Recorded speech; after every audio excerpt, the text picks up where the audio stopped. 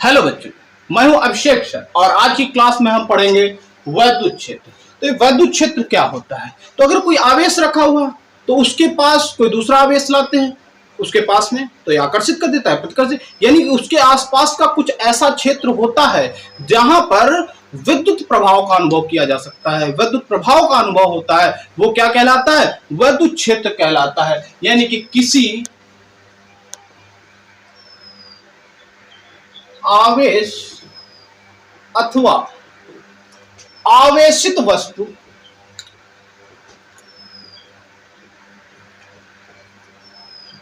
के पास का वह क्षेत्र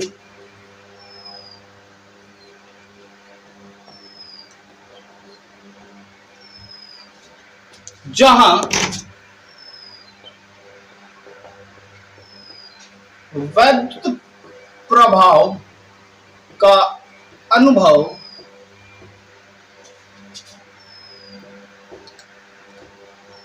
किया जा सकता है, वैद्युत क्षेत्र कहलाता है।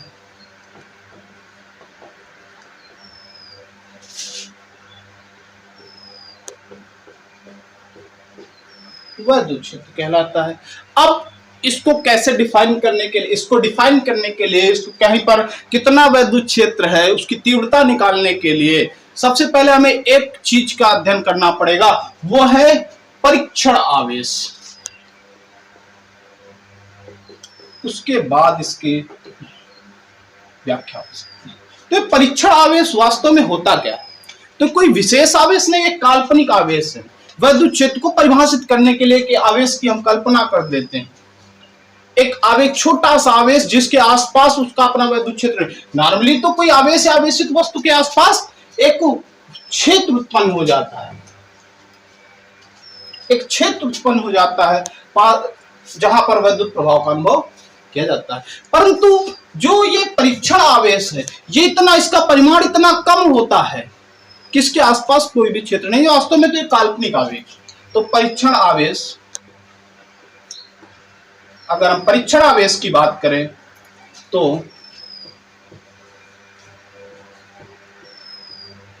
आवेश एक काल्पनिक आवेश है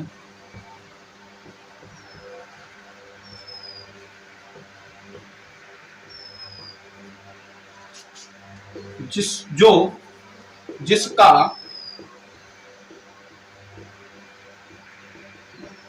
परिमाण इतना कम होता है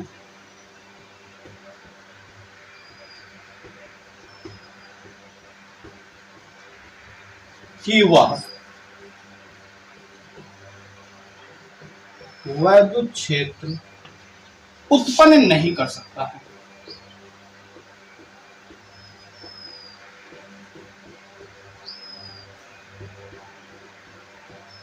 यानी कि नॉर्मली तो कोई भी आवेश या आवेशित वस्तु हो वो एक वैद्युत क्षेत्र उत्पन्न करता है, यानी वैद्युत क्षेत्र का प्रभाव उसके पास आसपास होता है। लेकिन परीक्षण आवेश एक प्रकार का, हमने कल्पना की वैद्युत क्षेत्र को एक्सप्लेन करने के लिए कि जिसका परिमाण इतना कम होता है कि उससे वैद्युत क्षेत्र उत्पन्न नहीं होता, उसके आसपास कोई भी वैद्युत क्षेत्र नहीं उत्पन्न। जो फोर्स लगता है वैद्युत प्रभाव में, जो हमने बताया फोर्स लगता है, वह फोर्स किसी दूसरे आवेश के कारण, यानी कि अगर हम ये आवेश रखे, ये आवेश है Q, तो अगर यहां पर वैद्युत क्षेत्र में रखा गया, इसका मतलब ये अपना वैद्युत क्षेत्र, जो अपने वैद्युत क्षेत्र के प्रभाव से ये आकर्षित या प्रतिकर्षित है। कोई दूसरा इधर आवेश रखा होगा जिसके कारण यहां पर उस वैद्युत क्षेत्र को, जिसके कारण ये आकर्षित या प्रतिकर्षित है। यानी कि कोई भी आवेश अपने वैद्युत क्षेत्र के कारण आकर्षित या प्रतिकर्षित नहीं हो सकता है। इस बात का हम ध्यान रखेंगे।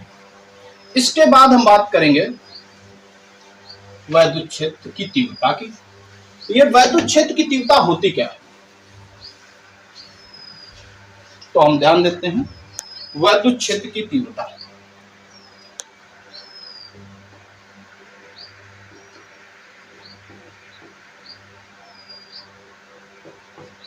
क्या?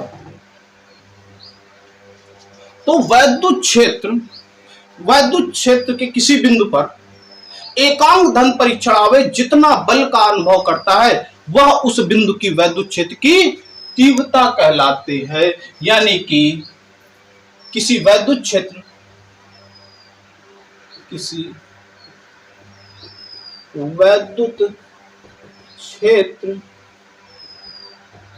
के किसी बिंदु पर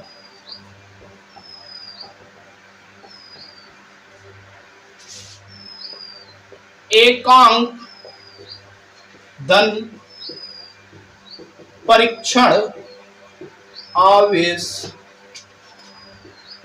जितने बल का अनुभव करता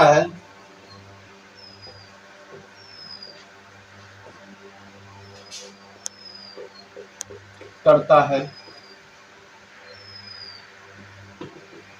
वैद्युत क्षेत्र की तीव्रता कहलाती है।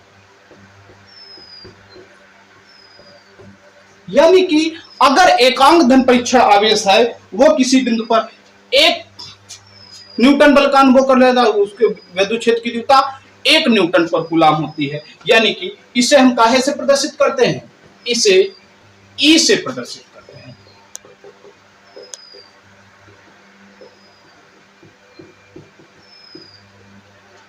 यानी कि अगर हम ई की बात करें तो F/Q0,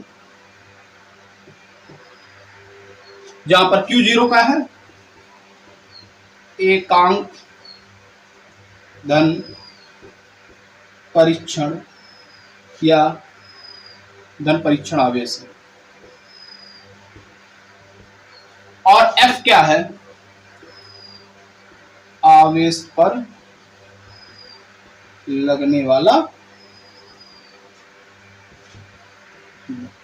यानी कि किसी भी वैद्युत क्षेत्र, कोई भी वैद्युत क्षेत्र हो, उस पर कोई भी आवेश रखा हुआ है, किसी भी वैद्युत क्षेत्र के किसी बिंदु पर एकांक धन परीक्षण आवेश पर आवेश जितने बल का भी अनुभव करता है, उस पर बल लगेगा तो जितने बल का अनुभव करेगा वो क्या कहलाएगा? वैद्युत क्षेत्र कहलाता है। इसे ई से प्रदर्शित करते हैं, इज इक्वल टू F/Q0 होता है। अगर इसके हम मात्रक की बात करें तो मात्रक क्या होता है भैया? मात्रक कैसे निकालोगे? तो F का मात्रक क्या होता है? न्यूटन। Q का मात्रक कूलाम। तो यानी कि मात्रक क्या हो जाएगा? न्यूटन प्रति। बहुत ज्यादा पूछा जाता है बोर्ड एग्जाम में क्वेश्चन।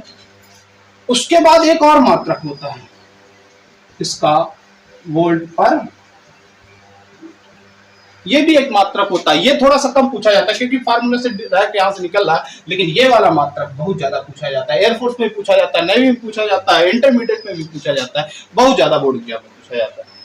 इसके बाद अगर इसके मात्रक के बाद हम विमा की बात करें तो विमा क्या निकलेगी? अगर हम विमा की बात करें तो निकालो भैया विमा। F बल है, बल की विमा क्या होती है? बल की विमा होती है mLT-K अपान। इसके बाद Q क्या है? आवेश। आवेश की विमा होती है AT। यहां से अगर हम सॉल्व करें तो आएगा mL, एक है mL, T ऊपर जाएगा तो ये होगा T-3 A-1। तो mL T-3 A-1, ये इसकी विमा है। एक बहुत अच्छी सी बात है, क्या? वैद्युत क्षेत्र की तीव्रता, वैद्युत क्षेत्र की तीव्रता एक सदिश राशि है।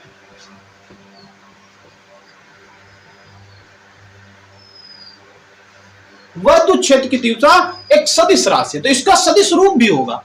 कोई भी सदिश राशि हो तो अगर हम इसके सदिश रूप की बात करें, तो वेक्टर ई बराबर बल भी तो सदिश राशि Q0, ये है इसका वेक्टर फॉर्म। इसे हम नोट कर लेते हैं। इसके बाद और कुछ बातें हैं जिन पर हम ध्यान देते हैं। इसको नोट कर लीजिए, नोट हो गया होगा।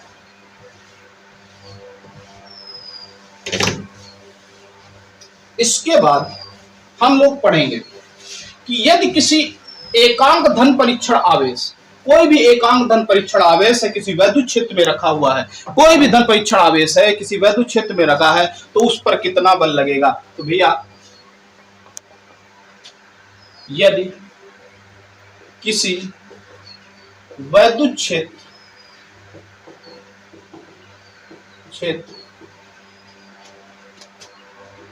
यदि किसी वैद्युत क्षेत्र जिसकी तीव्रता E है, वेक्टर ई मान लो तीव्रता E है, तब वैद्युत क्षेत्र के उस बिंदु पर Q आवेश पर लगने वाला बल कितना होगा भैया? F वेक्टर F बराबर Q वेक्टर E, यानी इतना। यानी कि वैद्युत क्षेत्र के किसी बिंदु पर वैद्युत क्षेत्र की तीव्रता E है। मान लीजिए कोई वैद्युत क्षेत्र है ऐसा, इसके किसी बिंदु पर यहां पर मान लो वैद्युत क्षेत्र की तीव्रता E है, तो वैद्युत क्षेत्र की तीव्रता अगर E है तो यहां पर एक Q चार्ज लगा, तो इस पर एक बल लगेगा, तो उस बल की वैल्यू क्या होगी? Vector F equal to vector Q। अब देखो ये जो आवेश है दो प्रकार से हो सकते हैं, तो पॉजिटिव प्लस Q हो सकता है या फिर माइनस के Q भी हो सकता है। आवेश है पॉजिटिव भी हो सकता है, निगेटिव भी हो सकता है। तो पॉजिटिव आवेश वैद्युत क्षेत्र की दिशा में ही बल लगता है, यानी पॉजिटिव अगर आवेश है तो यहां पे प्लस होगा, यानी पॉजिटिव आवेश के लिए बल की डायरेक्शन, बल की दिशा एवं वैद्युत क्षेत्र की दिशा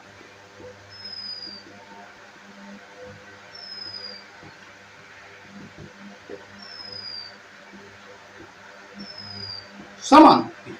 अगर हम पॉजिटिव चार्ज है तो उस पर लगने वाला बल और वैद्युत क्षेत्र की दिशा समान आता है, वैद्युत क्षेत्र की दिशा में ही बल लगता है, किसमें? पॉजिटिव चार्ज में। अगर निगेटिव चार्ज है माइनस को एडजस्ट करना, अपोजिट डायरेक्शन में लगेगा बल, यानी कि जब माइनस Q होगा तो F की दिशा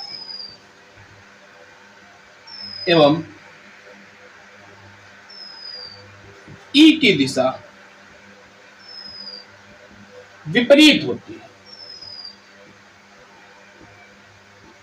अर्थात जब माइनस चार्ज रखेंगे तो उस पर लगने वाला बल वैद्युत क्षेत्र से अपोजिट डायरेक्शन में, जिधर वैद्युत क्षेत्र होगा उस तरफ नहीं, जिधर वैद्युत क्षेत्र नहीं होगा यानी अपोजिट डायरेक्शन, वैद्युत क्षेत्र की डायरेक्शन इधर है तो माइनस चार्ज पर बल लगने वाला बल इधर की ओर होगा, पॉजिटिव चार्ज पर उसे उधर की ओर होगा। यानी कि अगर ये वैद्युत क्षेत्र में हम पॉजिटिव चार्ज रखते हैं प्लस के Q, और इसी वैद्युत क्षेत्र, ये वैद्युत क्षेत्र की डायरेक्शन दिखा रहा है मान लीजिए, और इसी पर अगर हम माइनस के Q आवेश रख देते हैं तो इस पर लगने वाला बल वेक्टर F वैद्युत क्षेत्र की डायरेक्शन पे लगेगा, और इस पर लगने वाला बल वैद्युत क्षेत्र की अपोजिट डायरेक्शन में लगेगा। इस बात को हम बहुत ध्यान से पढ़ेंगे। इसके बाद अगर हम बात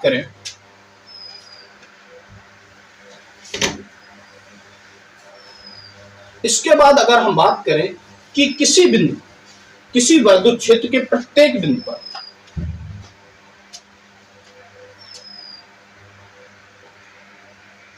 किसी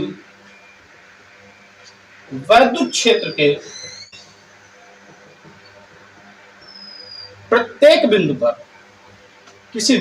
के प्रत्येक बिंदु पर वैद्युत क्षेत्र की तीव्रता का परिमाण व दिशा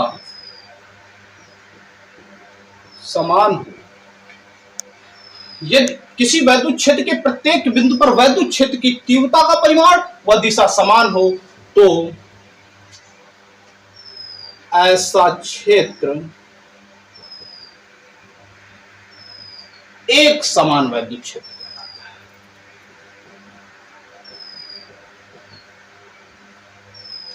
है। एक समान वैद्युत क्षेत्र